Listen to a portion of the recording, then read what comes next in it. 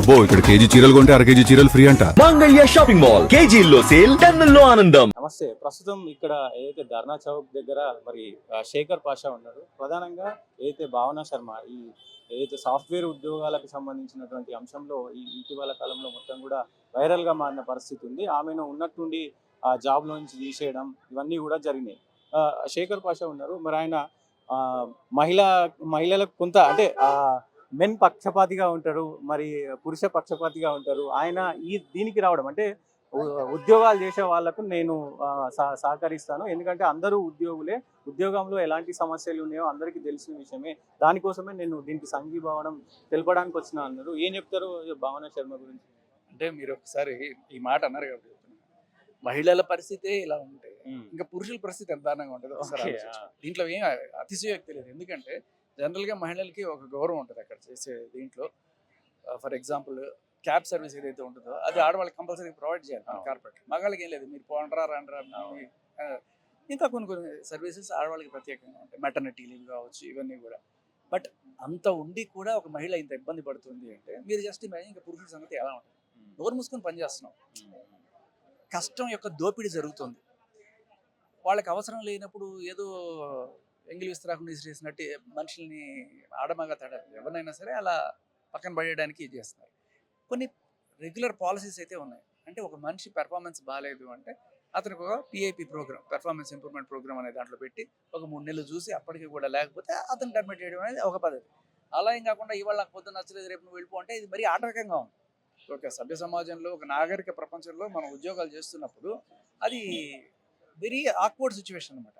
అంటే ఏదో కూలీలకి వెళ్ళే వాళ్ళు ఉంటారు, ఈరోజు నువ్వు వద్దురా అన్నట్టుగా. దానికి ఇంకా ఇంత పెద్ద కార్పొరేట్ కల్చరు పేర్లు ఎందుకు ఇవన్నీ కూడా? సో ఇదొకటే కాకుండా ఎంప్లాయీస్ కష్టాన్ని దోచుకుంటారు చాలామంది. పేరుకి 8 గంటలు అని చెప్తారు, చేయించుకునే పని 10 గంటలు ఉంటుంది. ఏంటంటే ఐటీలో 18 రోజులు 20 రోజులే చేస్తారు వాళ్ళు పని, తక్కువ అవర్స్ చేస్తారు అనేది కూడా ఒకటి వాదన ఉంది కదా. ఇక్కడ 2 రకాలు ఉంటాయండి. టైం బేస్డ్ జాబ్లు, లైక్ వాచ్మెన్ లాగా ఇన్ని గంటలంటే ఇన్ని గంటలు ఉండాలని. అలా కాకుండా ప్రొడక్టివిటీ బేస్డ్ జాబ్స్, సేల్స్ వాళ్ళు. నీ టార్గెట్ ఎంత ఉంటుంది, నువ్వు నెలకి 1 కోటి రూపాయలు చేయాలి, లేకపోతే ఒక 15 లక్షలు చేయాలి, ఇది నీ టార్గెట్. నువ్వు ఆదివారం చేస్తావా, శనివారం చేస్తావా, ఎప్పుడు చేస్తావా నాకు అవసరం లేదు, నువ్వు చేస్తున్నావా లేదా అనేది. అవి చేస్తున్నంత కాలం వాళ్ళు నోరు మూసుకొని ఉంటారు, మీ ఇంట్లో నిద్రపోయినా సరే, ఎందుకంటే you're bringing money to the company. అలా కాకుండా ఈ టైం బేస్డ్ జాబ్స్, లైక్ ఇప్పుడు మీరు ఐటీలో కూడా 2 రకాలు ఉన్నాయి.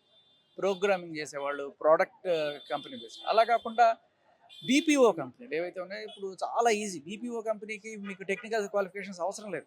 బీఏ చేసిన వాళ్ళు, ఇంటర్మీడియట్ చేసిన వాళ్ళు ప్రతి ఒక్కరిని కూడా తీసుకెళ్ళిపోతున్నారు. నేను ఎవరిని తక్కువ ఎవరిని ఎక్కువ అని చెప్పట్లా. ఇప్పుడు ఎవరినైనా సరే నువ్వు ఒక ఎంప్లాయీగా తీసుకున్నప్పుడు వాడిని తీసే ముందు కనీసం ఒక 2-3 నెలల ముందు చెప్తే వాడు వేరే జాబ్ ఎత్తుక్కోవడానికి ఉంటుంది కదా. పొద్దున్న లేచి నువ్వు వెళ్ళిపో అంటే వాడు ఎంత కష్టంగా ఉంటుంది, రోడ్డును పడడమే కదా, ఆడలేదు మగాలేదు.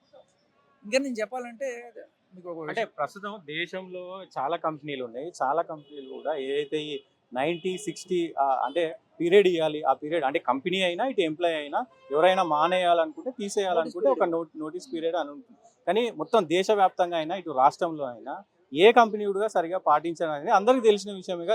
దీన్ని ఎందుకు ఇంత ఇష్యూ చేస్తున్నారు అనేది కూడా మరి కంపెనీలు చెప్తున్నాయి. లేదు, నోటీస్ పీరియడ్ చాలా కంపెనీలు స్ట్రిక్ట్గా ఫాలో అవుతాయి. ఇప్పుడు ఏంటంటే కంపెనీ కనుక తీసేట్ అయితే, లేదు నువ్వు రేపటి నుంచి వెళ్ళిపో అని చెప్పాలనుకో, నీకు 3 నెలల జీతం ఇచ్చి పంపించాలి, లేకపోతే కనీసం 2 నెలల జీతం అయినా ఇచ్చి పంపించాలి. ఎందుకంటే ఆ 2 నెలలు నువ్వు పని చేయకపోయినా సరే.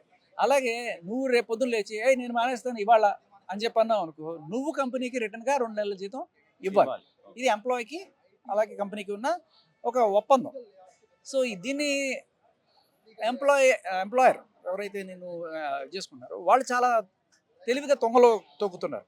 రకరకాల కారణాలు చూపించి నువ్వే రిజైన్ చేసేసి మేము యాక్సెప్ట్ చేసేస్తాం అనే టైప్లో వాళ్ళని తీసుకొస్తున్నారు, విచ్ ఈస్ వెరీ రాంగ్. వాళ్ళకి దిస్ ఈజ్ నథింగ్. నేను చెప్తున్నా కదా, ఇప్పుడు ఒక కంపెనీకి ఒక ఎంప్లాయీ శాలరీ, బీపీఓలో ఉన్న ఎంప్లాయీని తీసేసేటప్పుడు ఒక 2 నెలల శాలరీ ఇచ్చి పంపించడం అనేది నథింగ్, అది మ్యాండేటరీ కూడా. దాన్ని ఎందుకు ఇలా పొంగలో దొక్కుతున్నారు అనేది మనం గట్టిగా ప్రశ్నించాల్సిన మాట. ఇది ఒకటే కాదు, ఎంప్లాయీస్కి సంబంధించి మనం మేనేజ్మెంట్నే కాదు గవర్నమెంట్ని కూడా ప్రశ్నించాల్సిన విషయాలు చాలా ఉన్నాయి. సో మీరు రెగ్యులర్గా ప్రతి దాని మీద స్పందిస్తూ ఉంటారు. ఇట్లాంటి ఇష్యూస్ అంటే టర్మినేట్ చేయడం కావచ్చు, ఉన్నట్టుండి తీసేయడం, లేదంటే వేరే సమస్యలు కావచ్చు, ఇవన్నీ కూడా కంపెనీల నుంచి మిమ్మల్ని ఎవరైనా అప్రోచ్ అయ్యారు? లేదు I also work for a corporate company. Fortunately my company they will treat very good. నేను వర్క్ చేస్తున్నది బిగ్ ఎఫ్ఎంలో. సో ఒక ఎంప్లాయీ అంటే రెస్పెక్ట్ ఇవన్నీ కూడా వాళ్ళకి చాలా చక్కగా ట్రీట్ చేస్తారు, దాంట్లో ఎటువంటి లేదు.